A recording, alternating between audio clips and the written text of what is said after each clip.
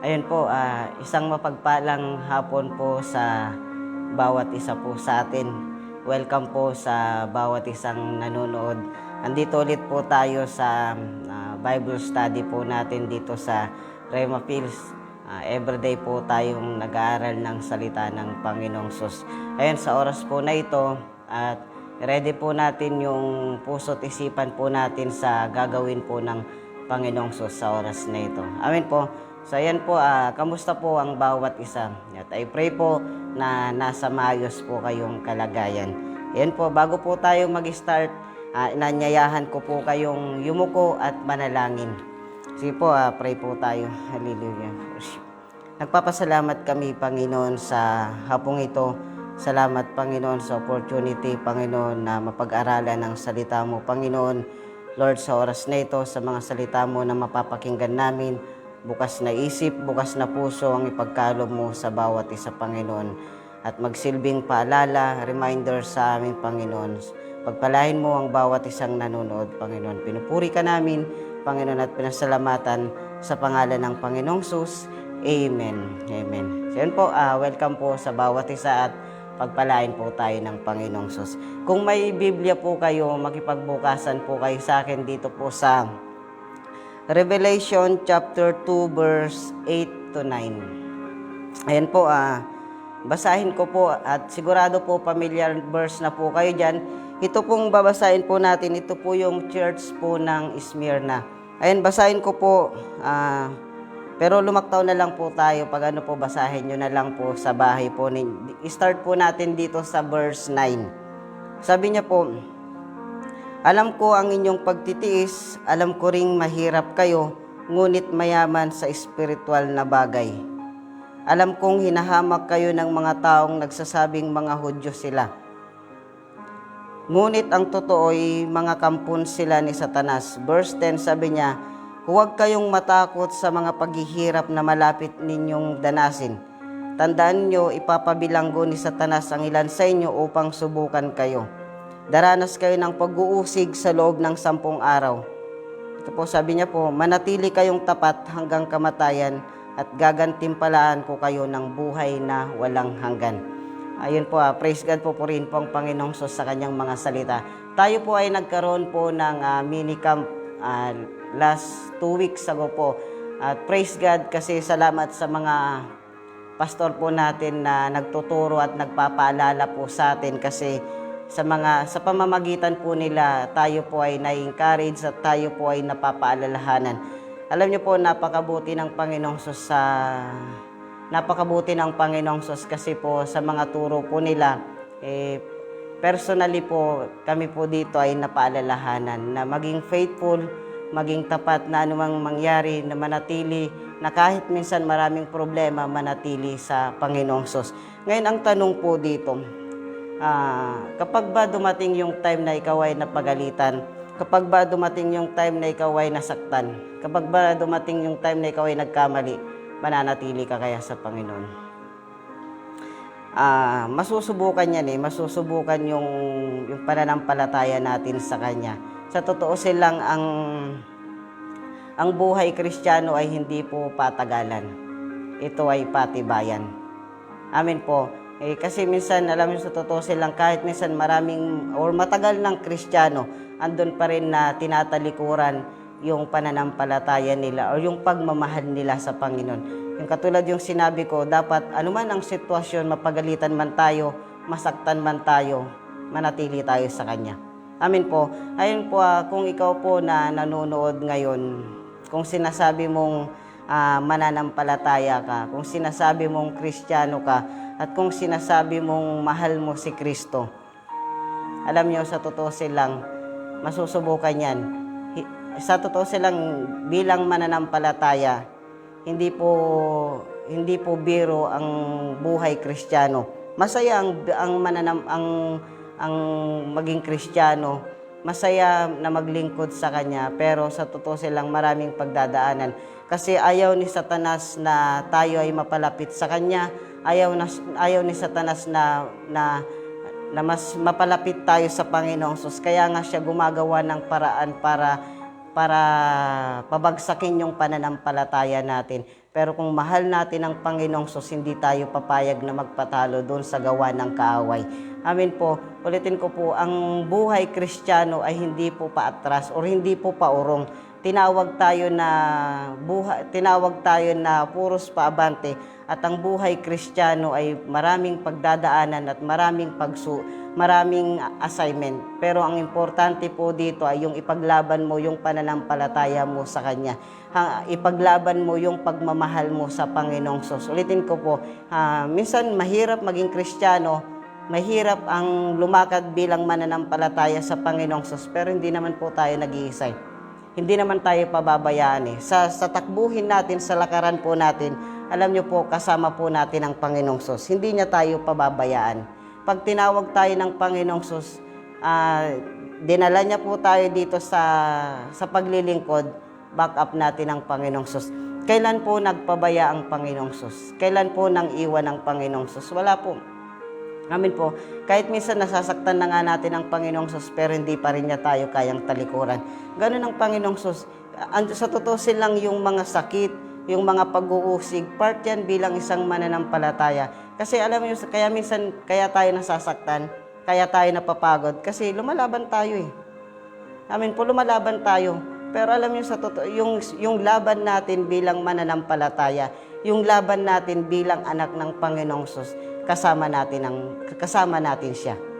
Amin po, bibigyan niya tayo ng lakas para mapagtagumpayan lahat ng bagay na dumarating sa buhay natin. Ang importante lang po ay yung mag-stay tayo doon sa pananampalataya natin sa Kanya. Alam niyo po, isang tawag lang natin sa Panginoong Sus, isang hiling lang natin sa Panginoong Sus, andyan agad yung tugon niya. Kasi bakit? Hindi tayo nang iwan. Nanatili tayo na kahit minsan ang daming pagkakamali, na kahit minsan ang daming pagsubok na dumating sa buhay natin, mag-stay lang po tayo. Maasahan natin yung tulong ng Panginoong Sus. Maasahan natin yung paggabay ng Panginoong Sus. Yung sabi ko po kanina, tinawag tayo sa labanan para hindi umurong.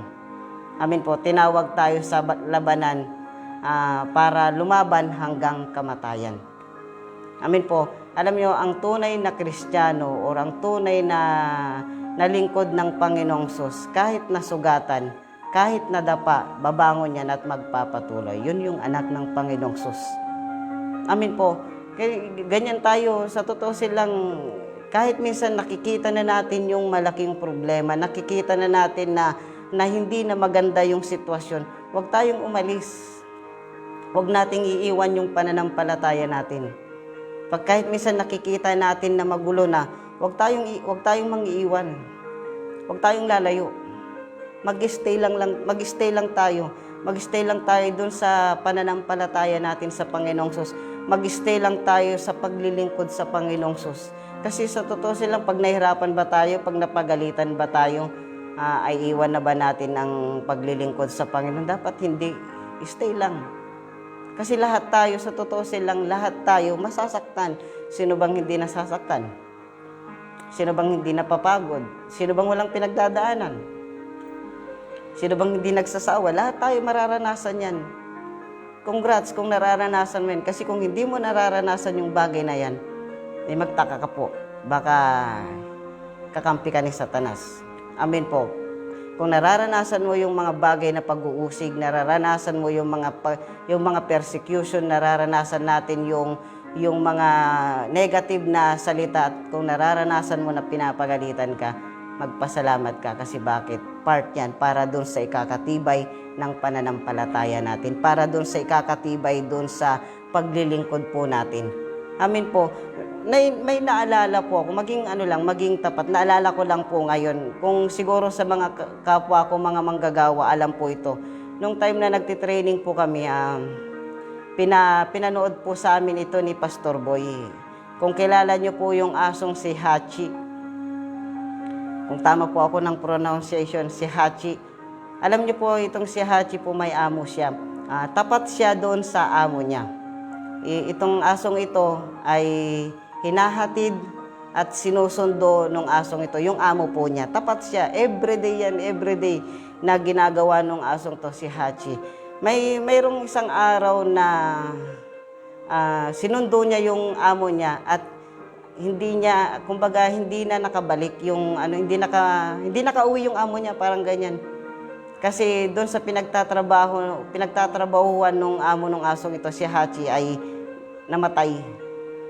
Namatay. Pero alam nyo, hindi alam nung aso na namatay na yung amo po niya.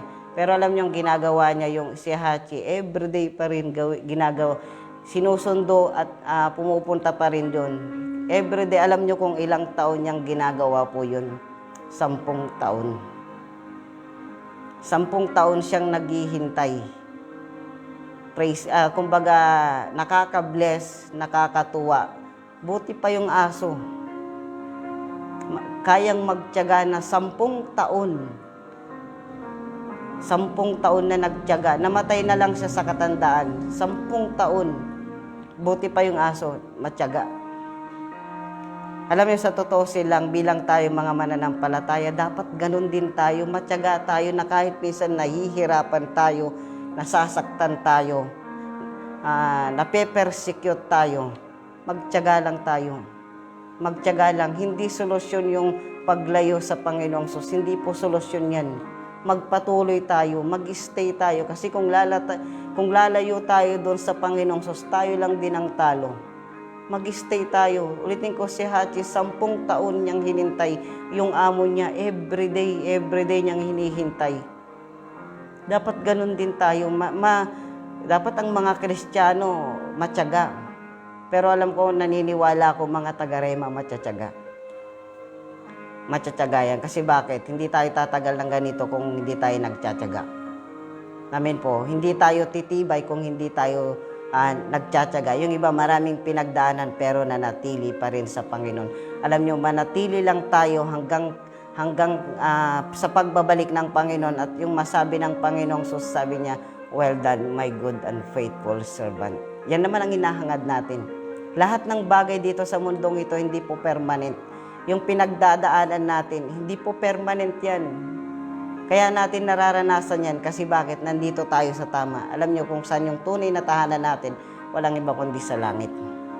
Pagdating doon, wala nang problema. Yun ang asamin natin. Ulitin ko, kaya natin nararanasan yung pine-persecute tayo. Kaya natin nararanasan yung pinapagalitan tayo. Part yan. Part yan. Amin po, ulitin ko, hindi po solusyon yung paglayo. Minsan dadaan tayo talaga sa malubak na daan. Part yan eh. Para makapunta ka doon sa pupuntahan. Part yan. Para matuto tayo doon sa paglilingkod po natin. Ulitin ko po, pag napagod ba tayo, alis na ba tayo? Pag nasaktan ba tayo, alis na ba tayo? Pag kinorek ba tayo, alis na ba tayo? Dapat mas magpursige pa tayo magtiwala sa Lord. May tanong po ako sa inyo, gaano niyo po kamahal ang Panginoong Sus? Gaano ko kamahal ang Panginoong Sus? Amen po. Alam niyo kung mahal natin ang Panginoong Sus, ano man ang sitwasyon, mag-i-stay tayo. May kanta nga, sabi niya, anumang mangyari, maglilingkod ako. Anumang mangyari, susunod ako. Amen po. Kahit magkagulo na lahat, susunod pa rin tayo. Kahit mawala na sila, sunod pa rin po tayo. Amen po. Dapat ganun yung thinking natin na hindi tayo magpapatinag doon sa mga sitwasyon. Nakuha niyo po nga. Ulitin ko, bilang mananampalataya, part sa buhay natin na persecute tayo. Kasi alam niyo po, ang pananampalatayang dumaan sa hirap, dumaan sa apoy, dumaan sa persecution, mahirap pabagsakin ng kaaway. Amen po.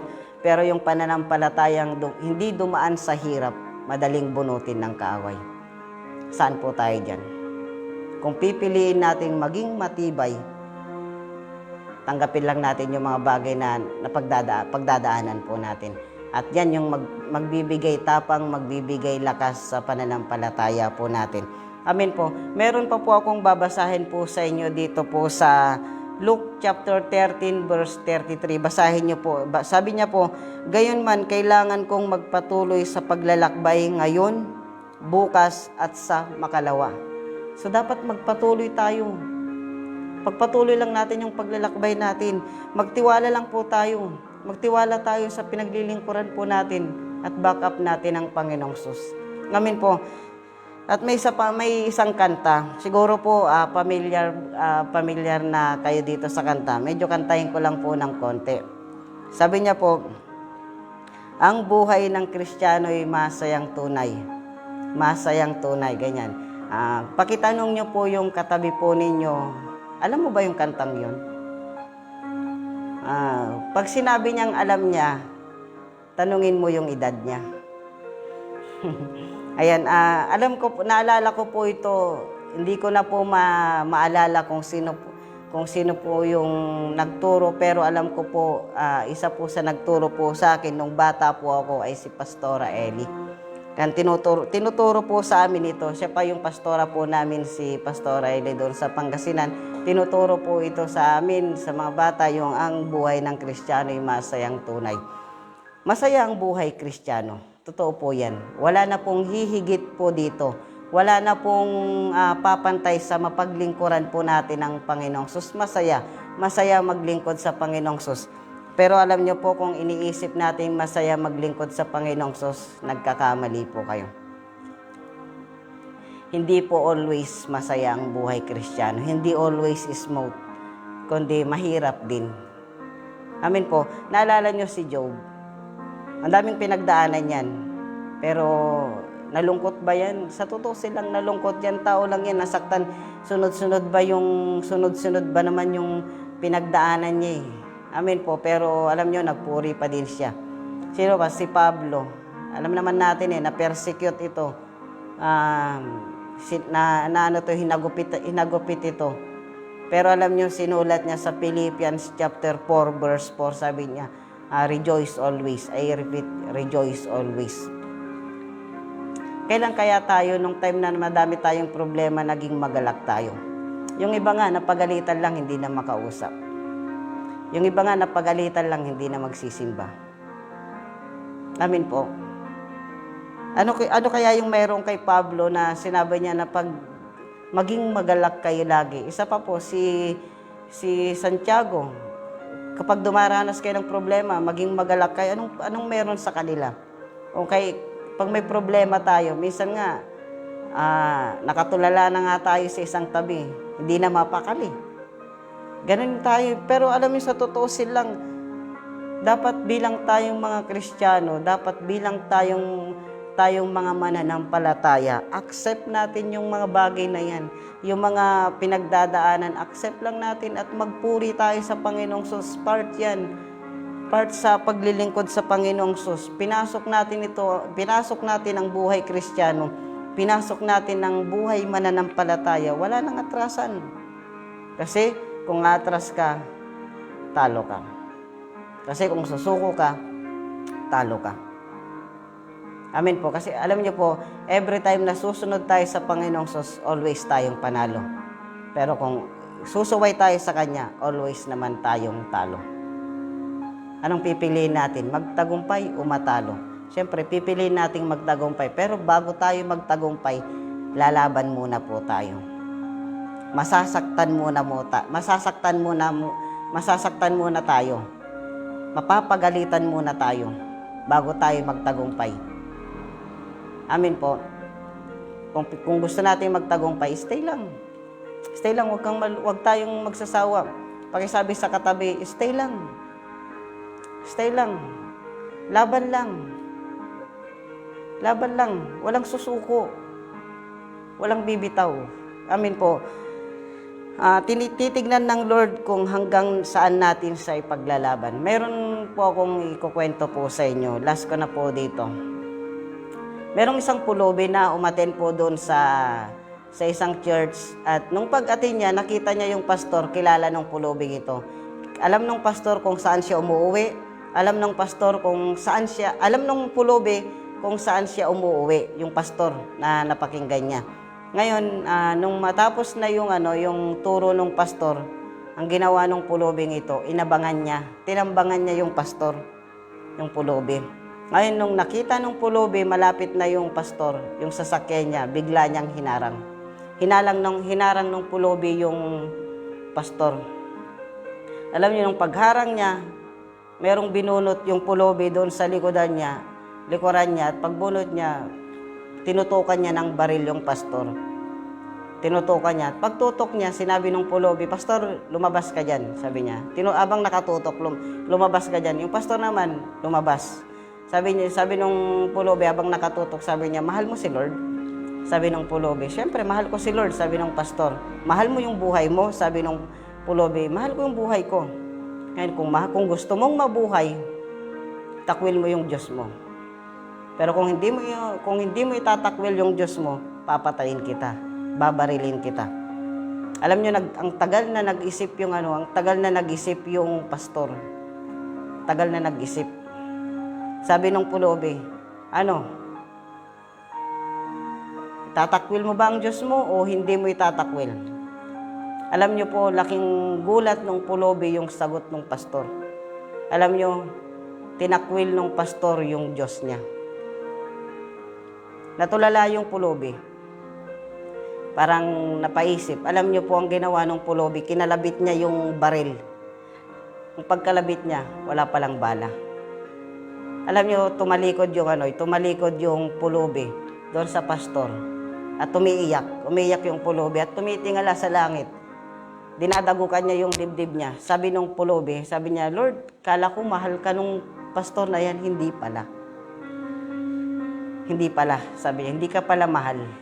Hindi ka pala niya mahal. Hindi ka niya kayang ipaglaban. Tayo kaya hanggang kailan natin ipaglalaban yung Diyos na pinaglilingkuran natin? Alam niyo, mapalad po tayo kasi bakit? Wala pa yung ganung bagay sa atin dito. Wala pa yung point na tututukan tayo ng baril. Wala pa. Paano pag dumating yung time na ganyan? Kaya natin siya ipaglaban. Alam niyo po, pagsisimba nga lang, hindi kayang pumunta. Yun ba yung sinasabing kayang ipaglaban? Pag-pray nga lang, hindi kayang gawin. Yun ba yung sinasabing kayang ipaglaban? May protocols ngayon. Anong protocols? 10 lang yung pwedeng umaten ngayon. Paano pagpunta mo dun sa simbahan, pang 11 ka? Anong gagawin mo? Pang 11 ako, bawal. Manunod na lang ako ng live. Manunod nga ng live, pero late. Yan ba yung sinasabing kayang ipaglaban ng Lord? Hindi. Nakuha niyo po, hindi. Kumbaga, kahit pang 11 ka, pang 12 ka, o man, umatin ka pa din. Huliin man kayo. Di naman ako naniniwala na ipapahintulot ng Diyos na mahuli ang mga lingkod niya. Pero kung hinahuli man, huwag kang matakot. Okay lang. At least nakulong dahil sa paglilingkod sa Lord. Imali mo makulong, tapos pagpunta mo dun sa kulungan, lahat ng nandun sa kulungan maging Kristiyano dahil sa pamamagitan natin. Amin po. Ulitin ko po, kung kaya mong ipaglaban ng Panginoong Sus, willing ka lahat. Willing ka masaktan, mamatay, mapagalitan lahat. Kung kaya nating ipaglaban ng Panginoong Sus. Kung mahal mo si Lord, tanggapin mo lahat. Amin po. Nakuha niyo po mga kapatid. Ulitin ko po, ang buhay Kristiyano po ay hindi po patagalan. Hindi paramihan ng alam, kundi palaliman dito. Kung mahal natin ang paglilingkod sa Panginoong Sus, mag-stay lang tayo. Ulitin ko po, isang tawag lang natin sa Panginoong Sus, andyan yung tugon niya agad. Kasi bakit? Hindi tayo nang iwan. Huwag nating iwan ang gawain ng Panginoong Sus. Stay lang. Ulitin ko po, ano man ang mangyari, susunod po tayo. Nakuha niyo po mga kapatid. So ayan lang po yung may share ko po sa inyo at pagpalain po tayo ng Panginoong Sus. God bless po. Manalangin po tayong lahat. Hallelujah. Panginoon, nagpapasalamat kami, Panginoon, sa hapong ito. Diyos, salamat, Panginoon, sa mga mensahe mo na nagpaalala sa amin. Bigyan mo kami ng lakas, Lord. Bigyan mo kami ng tapang upang, Lord, magampanan namin kung ano yung pinapagawa mo sa amin, Panginoon. Lord, hindi namin kaya kung wala ka sa amin, Panginoon. Backupan mo kami, O Diyos. Patuloy, Lord, na samahan mo kami. I-guide mo kami sa kung ano yung gusto mo sa buhay namin, Panginoon. At pagpalain mo kami, Panginoon. Salamat, O Diyos, sa hapong ito. Marapat lang sa iyo, Diyos, ibalik ang pinakamataas na papurit pasasalamat sa dakilang pangalan ng Panginoong Hesus. Amen. Amen. So ayan po at God bless po at pagpalain po tayo ng Panginoong Hesus. Ingat po kayo lagi. Thank you po.